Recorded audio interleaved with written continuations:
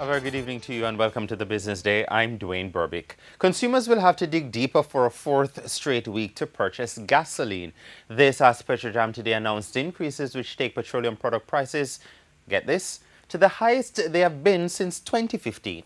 For the level of the increases consumers will bear this week, we go to Dashan Hendricks at the Smart Board. Dashan? Well, gas prices are going up for a fourth straight week. Petrojam today announced it will hike the price of both E10 87 and E10 90 gasoline each by 97 cents, taking them to a 2-year high. The price of regular diesel is to go up this week by $1.31, and the price now is a 2.5-year high.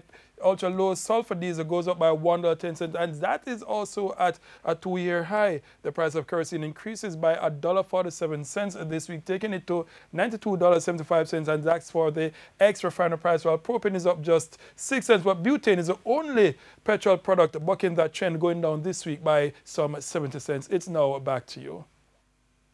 Thanks very much, Dashan. Meanwhile, the price of oil sank to a 3-week low today as an increase in Libyan output boosts monthly OPEC crude production for the first time this year.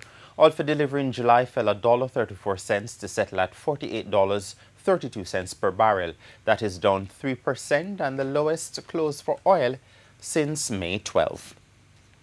Currency trading now, and at the end of trading today, the US dollar was being sold for $130.14, unchanged from yesterday. The Canadian dollar was costing end users $96.71.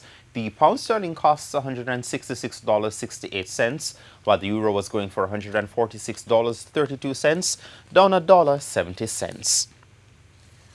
The Jamaica Stock Exchange will have its newest regional listing on Friday. The listing will be of telecoms firm Cable Bahamas. It has been arranged by Scotia Investments. And stocks ended mostly higher today, pushing the main JSE market index up more than 1,960 points, while the junior market index lost 12. The winners of the day included 1834 Investments, Cable and Wireless, Carreras, Iron Rock Insurance, Jamaican Teas, the GMB Group, the Sagicor Group, and T-Tech.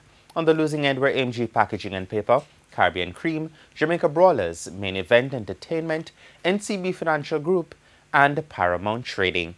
And that's the Business Day. I'm Dwayne Burbick. Good evening.